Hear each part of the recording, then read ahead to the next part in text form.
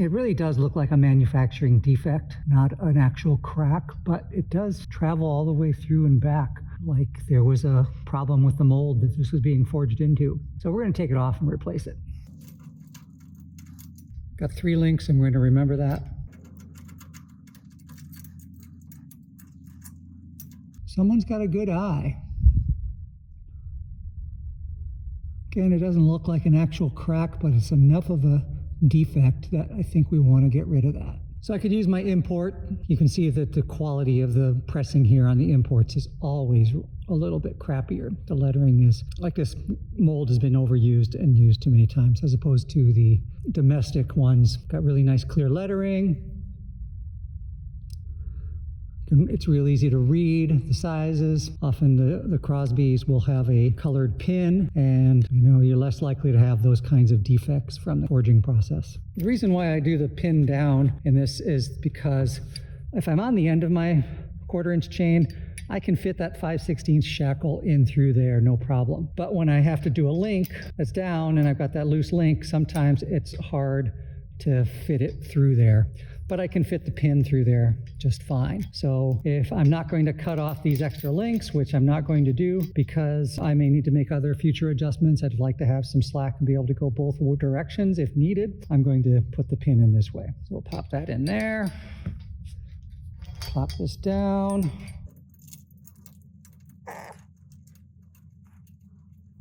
Finger tight only on shackles. If you take a wrench to that, what you're doing is you're compressing the shackle and you're going to start creating hairline fractures in there, and it could fail. Only ever finger tighten your shackles. My chain remnant is loose, it's not pinched.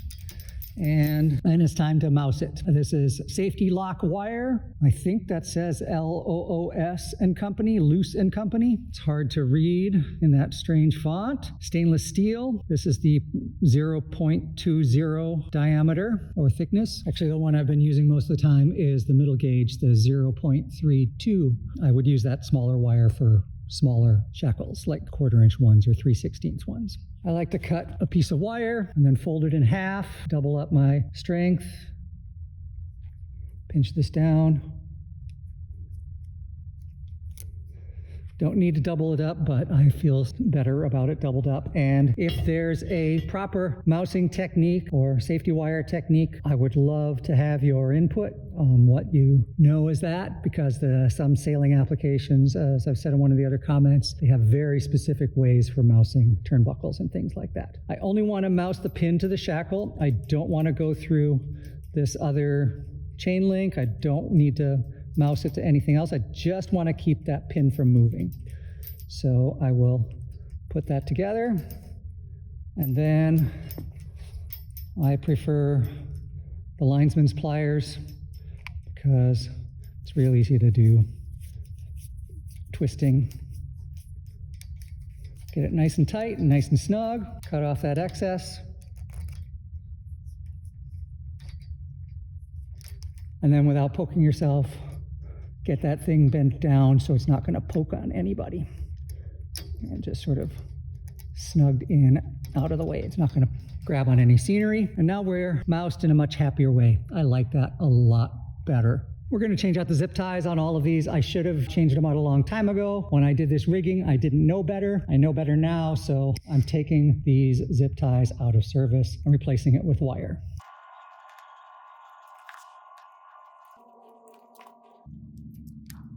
This is one that went through that extra chain link, and that's probably not a good idea, because if this got in under any stress or something, that movement of that chain link could cause this to snap out. Maybe less so with the wire, but because it was a zip tie, I really shouldn't have gone through that chain link.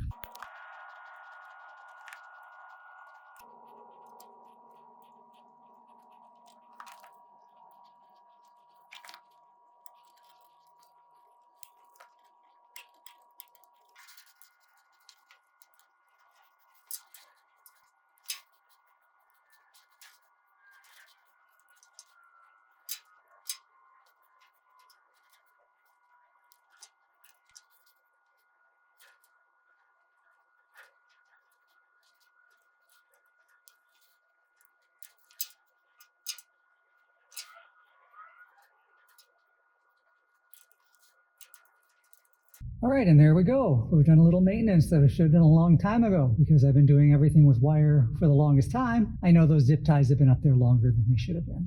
Well, here's that bad boy in full light. It's not the greatest looking shackle. Again, it doesn't look like a crack. It looks like it's just a surface level defect.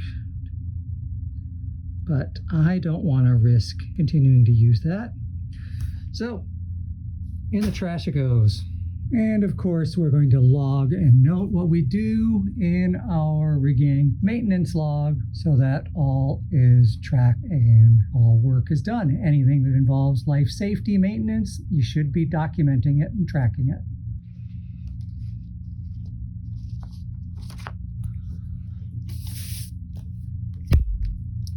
And then I type it up, and it's both on the computer and hard copy in my log. And if I want to see what the last time I did maintenance on this and when those zip ties were put on, it's going to be 9/10/2013. Mouse to cables, centered batten, leveled batten, mouse shackles. And since 2013, I've changed my ways and I don't use zip ties anymore. But I had never come back and redone this one.